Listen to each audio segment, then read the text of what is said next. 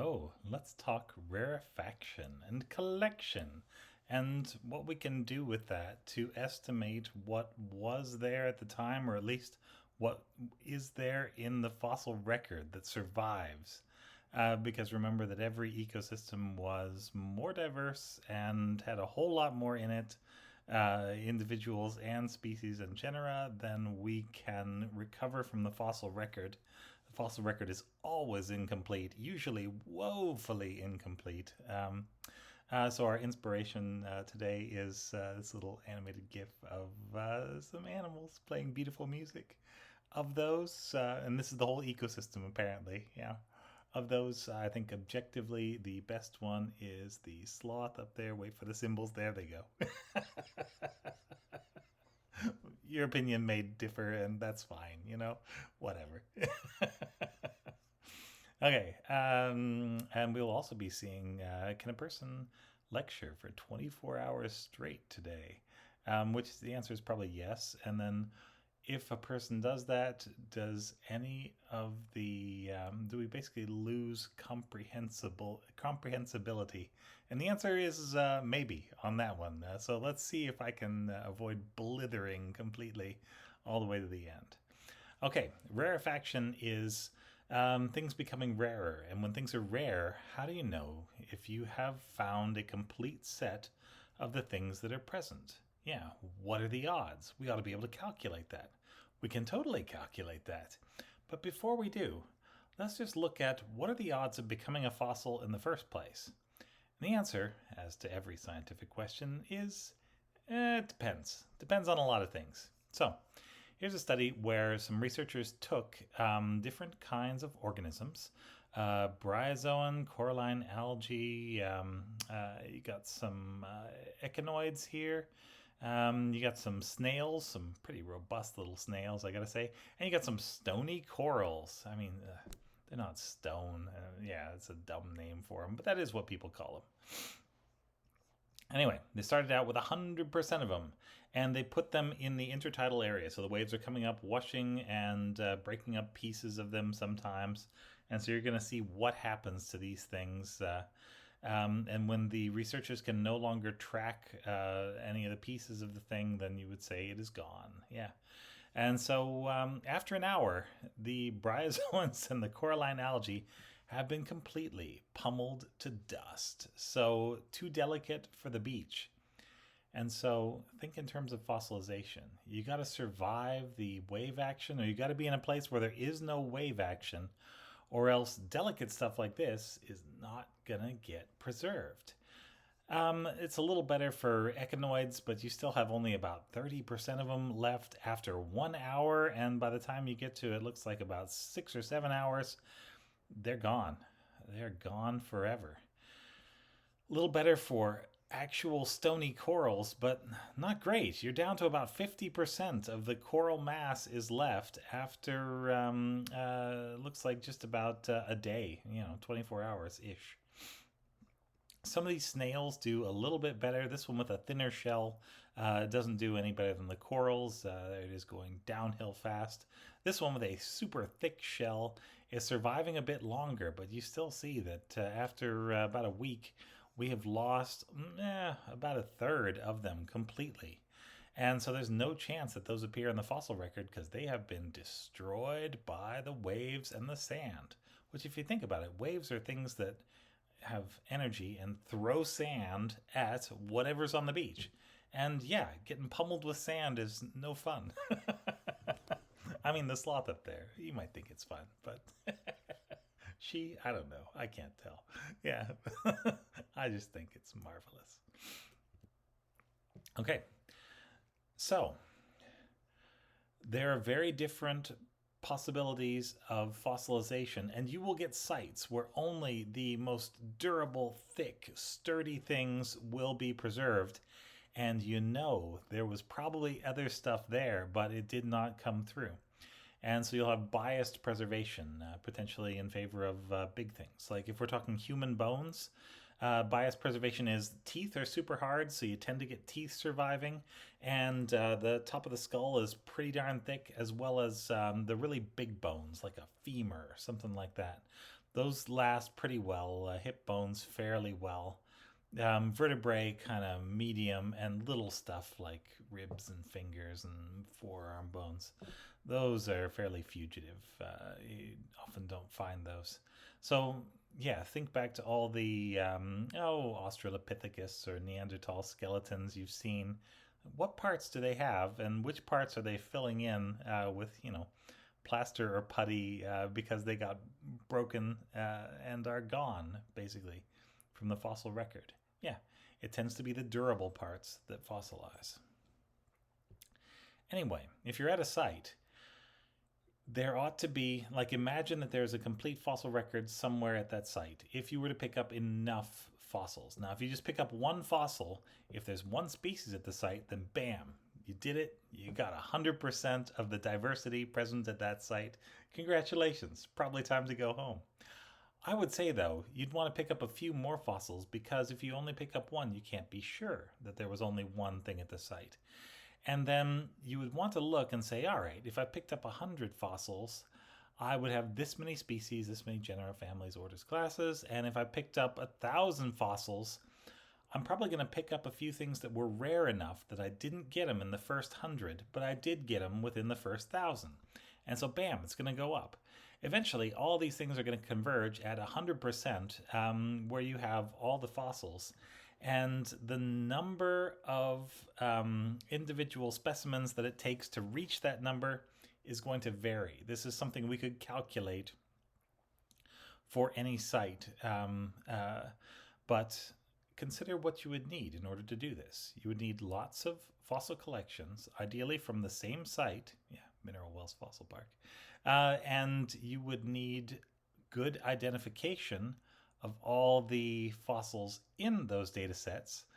Think the stuff we've been doing in class. And then you would need some mathematics to help relate those things to this concept. Yeah. And so there are two mathematical methods. That's the gist of this particular lecture component. It's going to be the Chow method. That's going to work if you have a number of taxa that are present and you know how many of each taxon were found at the site. So, like, doesn't matter how many times you've been there, push them all together in a big mental pile anyway, and say, all right, how many of this, how many of that, how many of that? And this is looking specifically at fossils where you only found one from a particular species, genus, whatever, let's say just species. Because if you only found one, then it's rare, and that means that you could have easily missed it, or there could be others that you're missing that are as frequent as that one. Because maybe you picked up 1,000 fossils and there's only one of this, and so you say, yeah, it's about 1 in 1,000 at that site. What about the things that are 1 in 5,000, 1 in 10,000? If you have multiple things that are 1 in 1,000, you may not get them in the first 1,000 things you pick up, because that's not how probability works. So yeah, the Chow method will let us take a complete faunal list, like a list of all the animal fossils that are present. You could do it with plants as well. It is independent of the type of fossil. And relate that and estimate, based on how many we have one of and how many we have two of, the total number of fossils that are present. There are more sophisticated ways to do this, but this is a simple way, and it gets you a pretty close answer, close to correct, like reasonable. So yeah, that's the Chow method, and we will try that. The other method is the jackknife method. Now, for the jackknife method, the idea is different. The Chow method is like, you know what, this site is a big pile of fossils. It would also work for living species, but who cares about those? We prefer the dead in this class. And the jackknife method would assume that maybe there's a particular environment where something is really common, where it does really well, and maybe in all the other environments, it's just not specialized for those, and so you'll find none, none, none, none, none, and then you'll find them, bam, in that particular spot, in that particular depth zone, in that particular area. How close was it to the shelf? Was it sitting next to a pile of molecular sulfur or something like that, that was related to its metabolism or the metabolism of its food? Yeah. And so the jackknife method uses samplings, like the number of times you have sampled a site. And based on that, it's able to take these sort of statistics from samplings. And it says, I don't care how many of them you found. How many times, when you looked, did you find this particular species? So like the Chow method, it's going to depend on good taxonomy, good identification, and knowing what things are and knowing when things are different and when things are not different. And so the fundamental problem, I think, with a lot of modern paleontological research is that it's based on flawed taxonomy. They're doing things with numbers which are sophisticated, but the numbers are based on fossils which are not very well identified, and so the root level, the ground level, if that is wrong, then chances are at least some part of the conclusions built on top of them from analysis will also be wrong. So there's the importance of taxonomy in a nutshell. Okay, Chow method. Look at it, memorize it. Yeah. So here we go. We got some terms. So S1 star, that is our term for how many species actually should be present. This is our mathematical calculation. S1 star, the Chow estimate, is specifically the lower bound. It's the smallest number of species that should be present. The actual number is probably higher than that, almost certainly higher than that. But it gives you a lower end of the range, and so you know if you're not even at the lower end of the range, then you better get out and look some more. And as you find more data, you're going to narrow down the error bars on this one until you basically, you get to say that, you know what, I think we've found everything at this site that was preserved. Then if you start looking for microfossils or something like that, I think that changes the calculation. You have to go back and reassess, but theoretically, you can come to an actual answer. So S1 star, total number of species actually present, is equal to the number of species you observed, so the total number of species observed, plus a squared over 2b. A is the number of species where you found one specimen only. Yeah. And so this is, you found one shell of this species. And so it's like right at the fringe for where you wouldn't have detected it if you just looked a little bit to the left. Yeah. So you square that number and you divide by 2 times the number of specimens where you found them twice, where you found 2 examples. So they call those doubletons, and they call the ones you found once singletons. So S1 star, total number, is equal to the number of species you observed plus singletons squared over 2 times doubletons. And so you can work these things out like this one. These are all from the same site. So if we observe 32 species, great, good for us. We found 10 that were present only one time, like single ones that we collected. And so, that's, close to the fringe. So we're going to square that number. It's a squared, so that's going to turn into 100. And we're going to divide by 2 times the number of samples where we got 2 of the same thing, which is 2 times 3, so that's going to be 6. So 100 divided by 6 is whatever that is, 18-ish, I think. And so neighborhood of 18 plus neighborhood of 32, you're going to have neighborhood of 50. You can work it out on a calculator if you want. The important thing for this course is that you know how to work it out. So that you've got some idea of how. So the equation, that's the thing. Any, monkey with a calculator can, punch in random numbers or whatever. Monkeys probably aren't good at that, but people are, And so I figure, if you know where to put the numbers, I think you'll be able to, calculate the results. So that's the way we're going to work this. Just sort of fill the numbers into the equation, and that's going to be good. Here are some you can practice. There's a file on Canvas that you can use for practice with additional data in it and for your homework. All right. The second estimation is the first order jackknife. You can do multiple orders of jackknife estimates. And so we're estimating, once again, species richness, the total number of species at the site. So this one is the third species estimation from a particular paper this Caldwell and Coddington paper, which is pretty famous and justifiably so. It's clear, it's simple, and it does what it's supposed to do. So here we go. The jackknife estimate for the total number of species present is the number of species you have observed, number of different species, plus L, and L is the number of species that, doesn't matter how many you found, but of the several times that you visited this site, you only found it one time. Yeah, even if you found 10 of them, if you only found it once, then it is going to be counted, and the total of those is going to be L.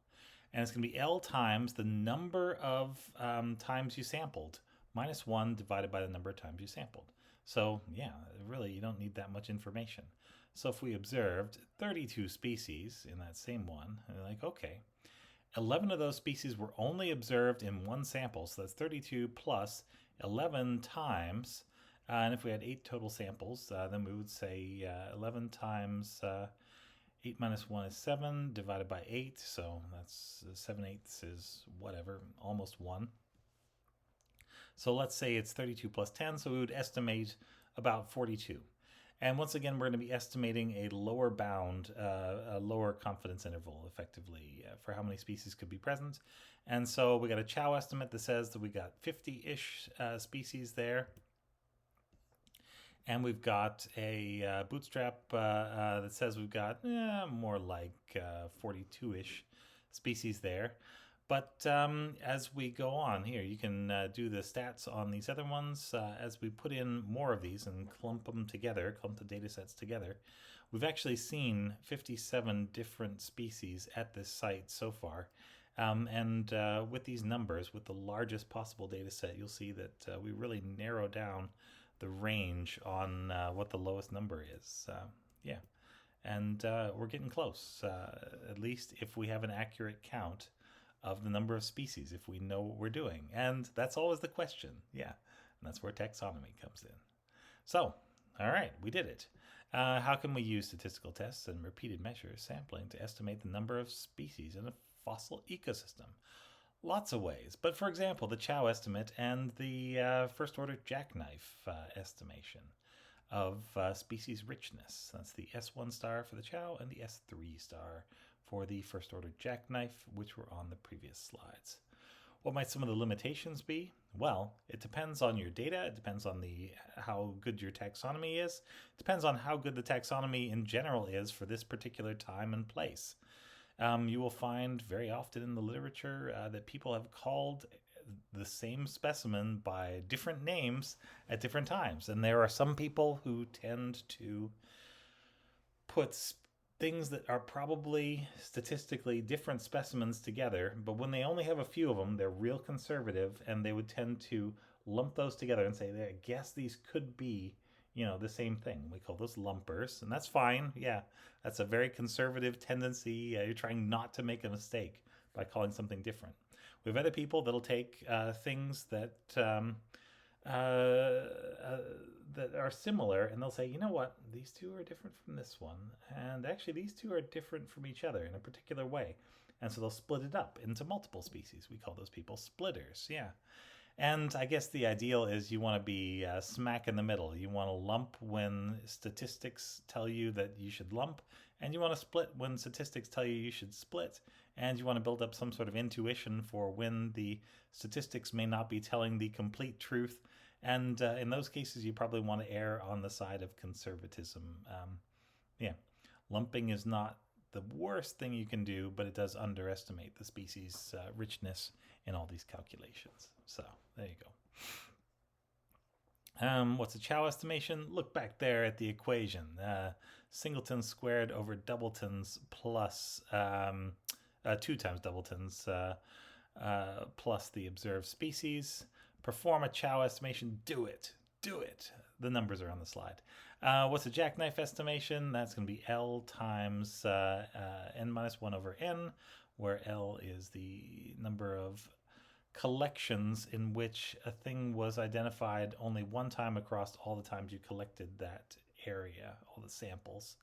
and n is the number of samples that were taken. Yeah, so you can see just how rare the particular conditions, ecosystem, whatever, that accommodate this organism are. Yeah, which is a nice way to do it. And both of these are lower bounds calculations, I believe. And then, yeah, you use the first order jackknife to estimate the number of species present at the site. All that data on the other slides, those are from the same site. And so you can take smaller data sets and you'll come up with these, in the same ballpark, but kind of wildly varying estimates. They might be plus or minus 20. And as you go down toward the bottom, then you'll get our best estimate for what we have in total from several collections. And you'll see that that gives you a much narrower range. Like if you, yeah, very, very small number that it could vary by. So I think that's plenty. Thank you very much.